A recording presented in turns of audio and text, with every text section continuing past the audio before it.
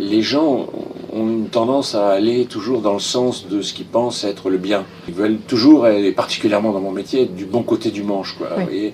Aujourd'hui, on a l'impression que les pauvres victimes sont les Palestiniens, et à travers eux, donc, le Hamas.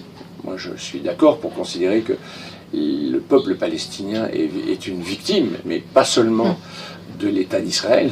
Le peuple palestinien est une victime du Hamas. Donc si vous soutenez, si vous défendez les victimes du 7 octobre, donc les Israéliens, les 1200 personnes qui ont été exécutées, plus les 250 otages, dont certains sont encore otages aujourd'hui, on a l'impression que c'est contre les Palestiniens. Oui. Et on a l'impression que s'engager pour défendre ou pour émettre un quelconque point de vue contre ce qui s'est passé, c'est comme si on était contre les...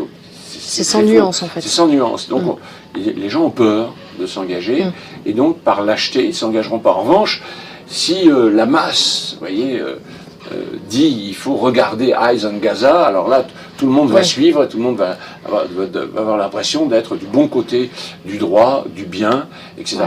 Mais je pense qu'être du bon côté du bien, c'est être juste.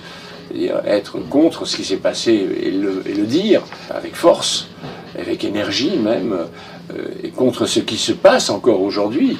L'ironie, le sarcasme, la violence du comportement du Hamas dans la libération des otages en ce moment est absolument immonde, insupportable.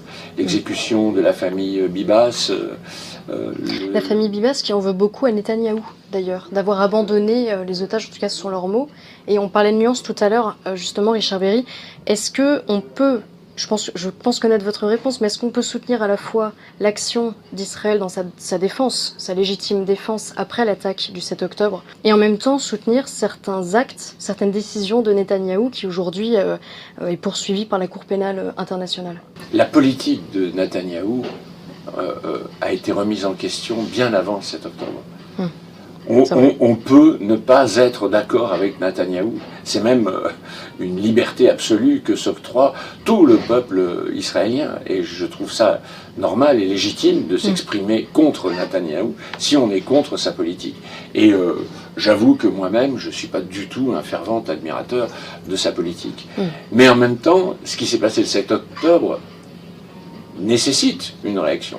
Netanyahou, c'est un homme politique dont on peut critiquer énormément le comportement politique, et donc à travers sa politique, effectivement, certaines actions qui sont menées en ce moment. Mais en même temps, on peut comprendre aussi qu'il y a une guerre, il y a une réaction à avoir en face d'un mouvement